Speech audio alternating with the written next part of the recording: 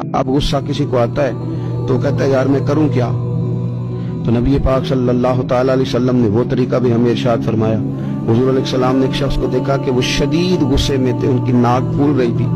अल्लाह के महबूब सल्लल्लाहु अलैहि वसल्लम फरमाते हैं कि मैं एक ऐसा कलिमा जानता हूँ, अगर ये शख्स वो कलिमा पढ़े तो इसका ये मसला हल हो सकता है, गुस्सा कंट्रोल में आ सकता है। या रसूलल्लाह वो कलिमा क्या है?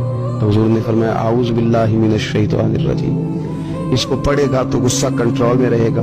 गुस्सा शैतान की तरफ से होता है, तो जब ये आऊज़ बिल्लाह पढ़ेगा तो शैतान इससे दूर होगा तो गुस्सा भी दूर हो जाएगा। फिर मेरे नबी पाक सल्लल्लाहु ताला अलैहि वसल्लम ने एक दूसरा हल भी इरशाद फरमाया, जब तुम्हें गुस्सा आ जाए तो खामोश हो जाओ। मुस्नद इमाम अहमद बिन हंबल में हदीस मौजूद है, इसलिए कि जब आप खामोश हो जाते हैं तो बहुत सारी ऐसी बातें जो गुस्सा आपसे कहलवाना चाहता है वो रुक जाती हैं। बहुत से ऐसे काम जो गुस्सा आपसे कराना चाहता है वो रुक जाते हैं। और कई दफा गुस्से में आप वो कुछ कह देते हैं और ऐसे लोगों से कह देते हैं कि लफ्ज भी वापस नहीं आते, और उन बड़ों की, उन मुअज़्ज़ज़ लोगों की, उन खूबसूरत लोगों जिनका अदब हमारे जिम्मे था, उन लोगों की हम कुछ ऐसी बेअदबियां कर बैठते हैं जिनके फिर दिल दोबारा जोड़ने मुश्किल हो जाते हैं। गुस्सा आने पे खामोशी इख्तियार की जाए, अपने आप को संभाला जाए, उन जुमलों को कंट्रोल में कर लिया जाए कि जो अगर अपनी जुबान से निकलेंगे तो सामने वाले के दिल को, उसकी रूह को छलनी कर देंगे, उसको वहां ला के खड़ा कर देंगे कि जहां वो बड़ी तकलीफ महसूस करेगा।